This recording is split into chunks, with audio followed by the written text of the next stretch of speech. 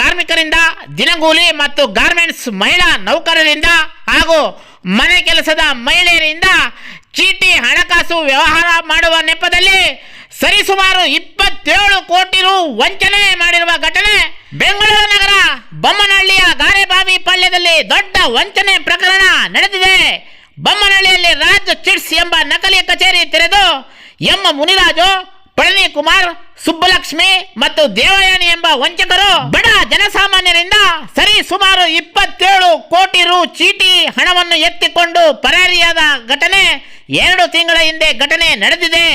ಈ ದಿನ ಬೊಮ್ಮನಹಳ್ಳಿ ವಿಧಾನಸಭಾ ಕ್ಷೇತ್ರದ ಬೇಗೂರು ಪೊಲೀಸ್ ಠಾಣೆಯಲ್ಲಿ ವಂಚನೆ ಪ್ರಕರಣ ದೂರು ದಾಖಲಾಗಿದ್ದು FIR ದಾಖಲಾಗಿ ಪೊಲೀಸರು ಆರೋಪಿಗಳನ್ನು ಇನ್ನೂ ಬಂಧಿಸದ ಹಿನ್ನೆಲೆ ಇಂದು ಬೇಗೂರು ಪೊಲೀಸ್ ಠಾಣೆ ಮುಂಭಾಗ ಸಾವಿರಾರು ಬಡ ಮಹಿಳೆಯರು ಹಾಗೂ ಜನಸಾಮಾನ್ಯರು, ಕೂಲಿ ಕಾರ್ಮಿಕರು ಹಾಗೂ ಮನೆ ಕೆಲಸ ಮಾಡುವ ಕಾರ್ಮಿಕರು ನ್ಯಾಯ ದೊರಕಿಸಿಕೊಡುವಂತೆ ಮತ್ತೊಮ್ಮೆ ಪೊಲೀಸ್ ಠಾಣೆ ಮುಂಭಾಗ ಪ್ರತಿಭಟನೆ ನಡೆಸಿ ನ್ಯಾಯಕ್ಕಾಗಿ ಅಂಗಲಾಚಿದ ದೃಶ್ಯ ನೋಡುವರ ಕಣ್ಣಲ್ಲಿ ಕಣ್ಣೀರು ತರಿಸಿತು.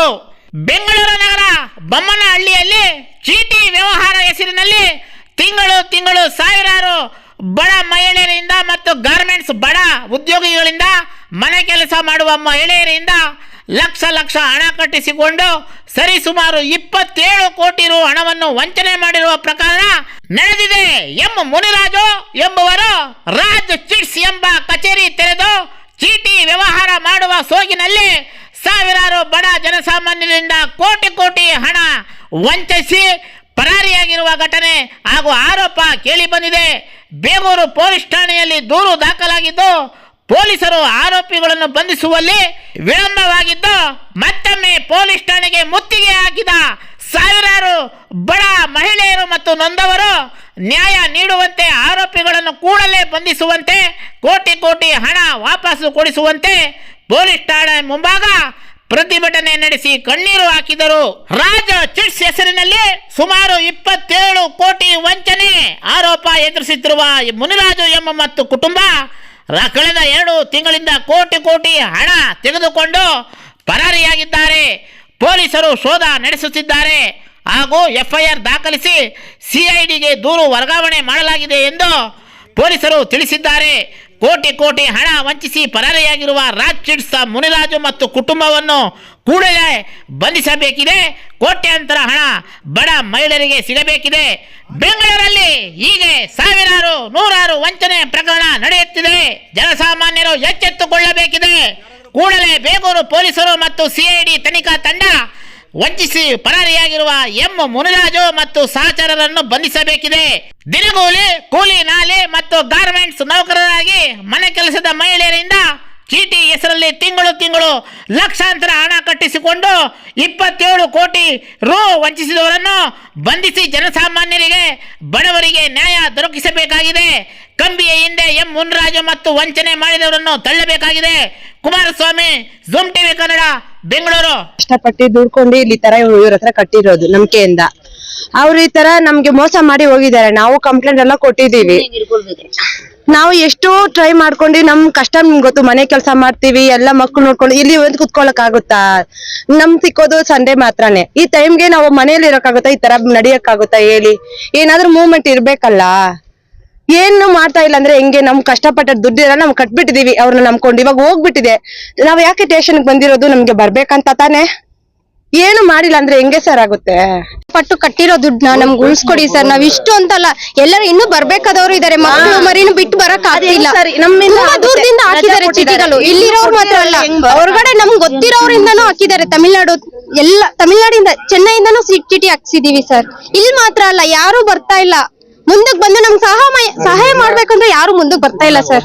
ಇವಾಗ 1.5 ತಿಂಗಳಿಂದ ಇವತ್ತಿಗೆ ನಾವ್ ಈ ಮಟ್ಟಕ್ಕೆ ಬಂದಿದ್ವಿ. ಇಲ್ಲಾಂದ್ರೆ ನಮ್ಗೆ ಇದೂ ಬಿಡ್ತಾ ಇರ್ಲಿಲ್ಲ, ನಮ್ ಮುಂದಕ್ಕೆ ಹೋಗೋಕ್ಕೂ ಬಿಡ್ತಾ ಇಲ್ಲ. ಮುನಿರಾಜು ಮತ್ತೆ ಅವ್ರ ಫ್ಯಾಮಿಲಿ ಎಲ್ಲ ಸೇರಿ ಟೋಟಲಿ ಒಂದು 27 ಕೋಟಿ ಹಣನ ದೋಚ್ಕೊಂಡು ಓಡೋಗಿರ್ತಾರೆ. ಹಾಗಾಗಿ ಬಡವರು ಅಂದ್ರೆ ತುಂಬಾ ಕೂಲಿ ಮಾಡಿ ಬದುಕುವಂತ ಜನರು ಎಲ್ಲರೂ ಇಲ್ಲಿರೋದು. ಹೂ ಮಾರೋರು, ಮನೆ ಕೆಲಸ ಮಾಡೋರು, ಗಾರ್ಮೆಂಟ್ಸ್ ಅವರು, ಮತ್ತೆ ಆಟೋ ಓಡಿಸೋರು, ಇಂತ ಒಂದು ಬಡ ಪರಿಸ್ಥಿತಿಲಿ ಇರುವಂತ ಜನನೇ ಇಲ್ಲಿ ಅವನ ಹತ್ರ ಚೀಟಿ ಹಾಕಿರೋದು. ಅವನು ಎಲ್ಲರನ್ನು ಮೋಟಿಫೈ ಮಾಡಿ ಎಲ್ಲರಿಗೂ ಚೀಟಿ ದುಡ್ಡನ್ನ ಕೊಡ್ದೇನೆ ನಾಳೆ ಕೊಡ್ತೀನಿ ಅಣ್ಣ, ಹಿಂಗೆ ಅಣ್ಣ ತಮ್ಮ ಅಂತ ಎಲ್ಲರಿಗೂ ಮೋಸ ಮಾಡಿ ಎಲ್ಲರಿಗೂ ಯಾಮರ್ಸಿ 27 ಕೋಟಿಯಷ್ಟು ಹಣನ ಎತ್ಕೊಂಡು ಓಡೋಗಿರ್ತಾನೆ. ದಯವಿಟ್ಟು ನಮ್ಮ ಸ್ಟೇಷನ್ ಕಂಪ್ಲೇಂಟ್ ಕೊಟ್ಟಿದೀವಿ, ಅಲ್ಲಿನೂ ಅವರು ಮೂವ್ ಮಾಡಿದ್ದಾರೆ. ಪ್ಲಸ್ ಆಮೇಲೆ ನಿಮ್ಗೂ ಮೀಡಿಯಾದವ್ರಿಗೆ ಇವತ್ತು ಕರ್ಸ್ಬೇಕಾದ ಒಂದು ಅನಿವಾರ್ಯ ಏನಕ್ಕೆ ಅಂದ್ರೆ ಇಷ್ಟು ದಿನ ಆದ್ರೂ ಅದು ಕೇಸ್ ಫೈಲ್ ಮೂವ್ ಆಗಿದೆಯಾ ಏನೋ ಒಂದು ಡೌಟ್ ಅಲ್ಲಿ ನಿಮ್ಗೆ ಕರ್ಸಿದೀವಿ. ಹಾಗಾಗಿ ದಯವಿಟ್ಟು ನೀವು ಸೇರಿ ಎಲ್ಲರೂ ಸೇರ್ಕೊಂಡು ಇದನ್ನ ಒಂದು ಒಳ್ಳೆ ರೀತಿಯಲ್ಲಿ ಅವನನ್ನ ಹಿಡಿದು ಬಡವರ ಹಣನ ಒಂದು ಹಿಂದಿರುಗಿಸುವಂತ ಒಂದು ಕೆಲಸನ ಮಾಡ್ಕೊಡಿ ಅಂತ ದಯವಿಟ್ಟು. ಅವರು ಬಂದು ಮಧುರೈ ಅಂತ ತಮಿಳ್ನಾಡು ಅವರು, ಇಲ್ಲೇ ಸುಮಾರು 20-25 ವರ್ಷದಿಂದನೂ ಇಲ್ಲೇ ಇದ್ದಾರೆ. ಅವರು ಬರೀ ಅದೇ ಕೆಲಸ, ಚೀಟಿ ಕೆಲಸ ಬಿಟ್ರೆ ಬೇರೆ ಏನು ಕೆಲಸ ಮಾಡ್ತಾ ಇರ್ಲಿಲ್ಲ. ಹಾಗಾಗಿ ಎಲ್ಲರೂ ಅವ್ರು ನಂಬಿ ಇಷ್ಟೊಂದು ಜನನು ಹಾಕಿ ಎಲ್ಲ ಮಾಡಿದ್ದಾರೆ. ದಯವಿಟ್ಟು ಅದನ್ನ ಒಂದು ಹಿಂದಿರುಗಿಸುವಂತ ಕೆಲಸನ ಮಾಡ್ಕೊಡಿ ಅಂತ ದಯವಿಟ್ಟು ಎಲ್ಲರೂ ಕೇಳ್ಕೊಳ್ತೀವಿ. ಬರ್ತೀವಿ ಗೊತ್ತಾ, ಮನೆ ಕೆಲಸ ಮಾಡ್ತಾ ಇದೀವಿ ನಾವೆಲ್ಲ. ನಾವು ಸಾಕೋರಲ್ಲ, ಏನೋ ಒಂದು ನಮ್ದು ಇರುತ್ತೆ ಒಂದು ಇದಂತ, ಅದಕ್ಕೆ ಹಾಕಿದೀವಿ. ಅವ್ನು ಈ ತರ ಏಮಾರ್ಸ್ಬಿಟ್ಟು ಹೋಗಿದ್ದಾನೆ. ಪ್ಲೀಸ್ ಅವ್ರನ್ನ ನೋಡಿ, ನೀವು ನಿಮ್ ಹತ್ರ ಬಂದಿರೋದು ಕಾರಣ ದಯವಿಟ್ಟು ನಮ್ಗೆ ಹೆಲ್ಪ್ ಮಾಡಿ. ಆದ್ರಿಂದ ನಾವ್ ಏನ್ ಹೇಳ್ಕೊತೀವಿ ಗೊತ್ತಾ, ಅವ್ನಿಗೆ ಏನ್ ಓಡೋಗಿದ್ದಾನೆ ಈಗ ಸಿಕ್ಲಿ ಅಂತ ನಾವು ಇದ್ ಮಾಡೋದು. ಪೊಲೀಸರು ನಮ್ಗೆ ಸಪೋರ್ಟ್ ಕೊಡ್ತಾ ಇದಾರೆ, ಇಲ್ಲ ಅಂತ ಅಲ್ಲ. ಯಾಕಂದ್ರೆ ನಮಗೆ ಜಲ್ದಿ ಸಿಕ್ಕಿದ್ರೆ ನಮಗೂ ಒಳ್ಳೇದು, ಅದೇ ಕೇಳ್ಕೋದು. ಈಗ ಅವನ ಮನೇಲಿ ಏನು ಅಂದ್ರೆ ಇಲ್ಲಿ ಏನಾಗಿದೆ ಅಂದ್ರೆ ಕಟ್ಟಿರೋರು ಮಾತ್ರ ದುಡ್ಡು ಚಿಟ್ಟಿ ಕೊಡ್ಬೇಕಿರೋರು ಬರ್ತಾರೆ, ಕಟ್ಟಿ ಎತ್ಕೊಂಡಿರೋ ಯಾರು ಬರ್ತಾ ಇಲ್ಲ, ಯಾರು ಬರ್ತಾ ಇಲ್ಲ. ಪೊಲೀಸ್ನವರು ಅವ್ನ ಮನೇಲಿ ಏನಿದೆ ಪ್ರೂಫ್ ಇದೆ ಅದು ಓಪನ್ ಮಾಡಿ ಒಂದು ವಿಡಿಯೋ ಮಾಡಿ ಕಳ್ಸಿದ್ರೆ ಒಳ್ಳೇದು ನಮ್ಗೆ ಅಂತ ಇದೆ. ಯಾಕಂದ್ರೆ ಇದು ಕಟ್ಟಿರೋರು ಮುಗ್ದೋಗಿದ್ದಿಲ್ಲ ಚೀಟಿ, ಅವ್ರ ದುಡ್ಡು ಖಾಲಿ 300 ಜನದ್ದು ಇರೋದು. ಕಟ್ಟಿ ಎತ್ಕೊಂಡಿದಾರಲ್ಲ ಅವ್ರು ಯಾರು ಒಬ್ಬರು ಬರ್ತಾ ಇಲ್ಲ, 700-800 ಜನ ಇರೋದು. ಅದರಿಂದ ಅವ್ನ ಮನೇಲಿ ಏನ್ ಸೀಜ್ ಆಗಿದೆ ಅದು ಬಿಟ್ಟು ಕ್ಯಾಮ್ರಾದಲ್ಲಿ ಓಪನ್ ಮಾಡಿ